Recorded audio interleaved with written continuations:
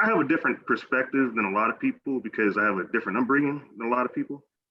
I know it'll be mentioned that he's from the south side of Chicago.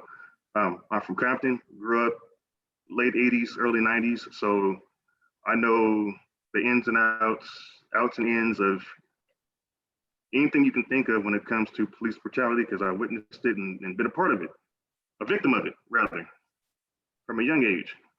But I think the biggest issue that I see that I've seen growing up is you mentioned the us versus them mentality because that's definitely true. I witnessed that myself with the old school Compton PD. There's definitely an us against them mentality, and even I got taken, snatched, and tased and dropped off in a park somewhere because I was walking in a neighborhood. But I think the biggest issue that I've seen is Joel. Yeah. You were walking in what neighborhood? So I'm from a neighborhood called near a park called Kelly Park. So that's where I grew up, Kelly Park, Atlantic Drive. That's where I grew up at. So I was in the park with some other friends, and the Compton PD came around. Everybody started running, and they caught me. And they didn't take me to jail or anything. They just,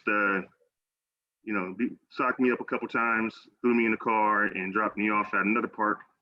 If you know anything about the Compton area, they dropped me off at Luders Park, and which is a park I didn't want to be.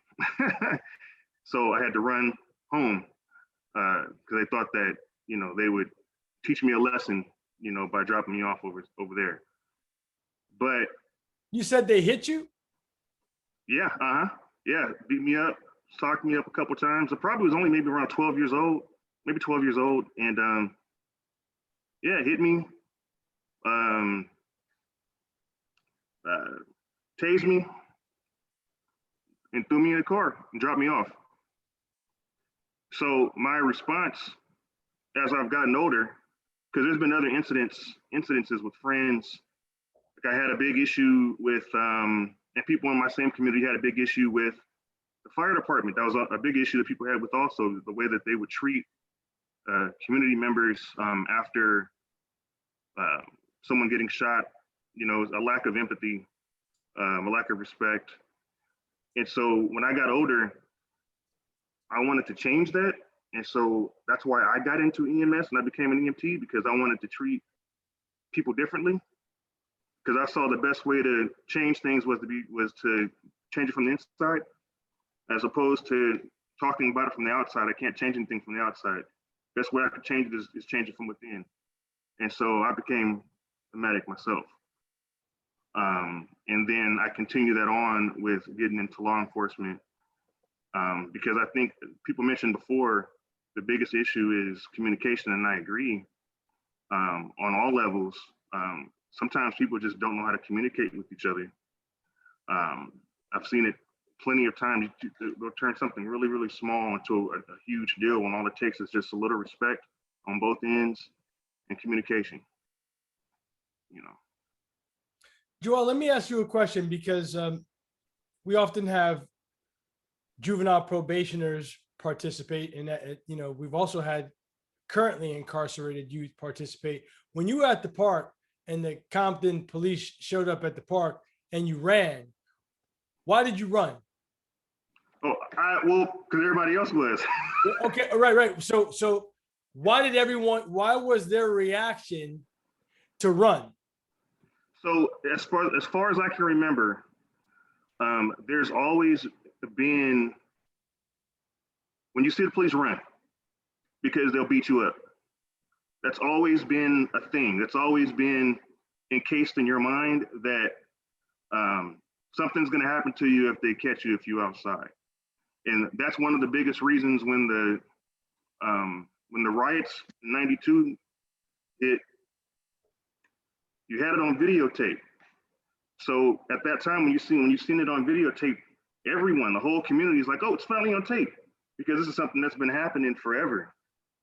And so when you see it on videotape and you can see the officers get acquitted, the whole city blows up. And that's why it was a buildup. It wasn't just one particular moment that caused all of that. It was a buildup because people, have been getting mistreated for a long time. So as far as I can remember, there were always rules on how to deal with law enforcement, or you'll get beat up, or you'll get dropped off in a park somewhere. I used to always hear that until it happened to me. you know. Well, thank you. It's important that people hear from you being a member of law enforcement, what happened to you before you became a member of law enforcement. And, I want to share this. I want to briefly share an experience that I had that really ties into a couple of things that were said. Not an experience that I had, but something that I witnessed. Joel described his friends of color being conditioned to run from the police when they see them. I was at a San Diego State football game, parking lot, tailgating. I was with some friends. They happened to all be white. Their kids were white. And a police cruiser came by, stopped. There were two cops in the car. And these kids who were distracted playing, doing their thing, they all stopped what they were doing and ran toward the police cruiser.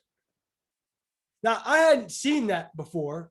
So I asked my friend, Nancy, I said, Nancy, what are these kids doing? And she looked at the cops. She goes, oh, that's just Jim and Bill. Jim lives next door to us. They had a relationship.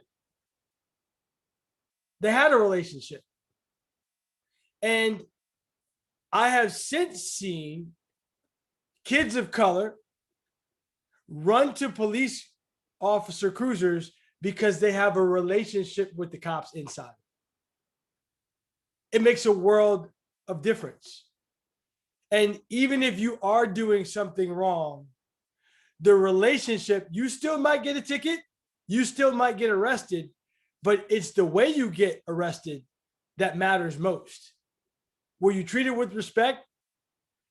Did people listen to you while you were being arrested? And that's another thing I want to share. Our juvenile probationers have said they prefer to get arrested by female officers. And when I asked why, they said, because they listen to us while we're being arrested. We'll still get arrested, but they'll hear us out and let us speak instead of being told to shut the F up, get slammed in the backseat of a car, and that be the end of it.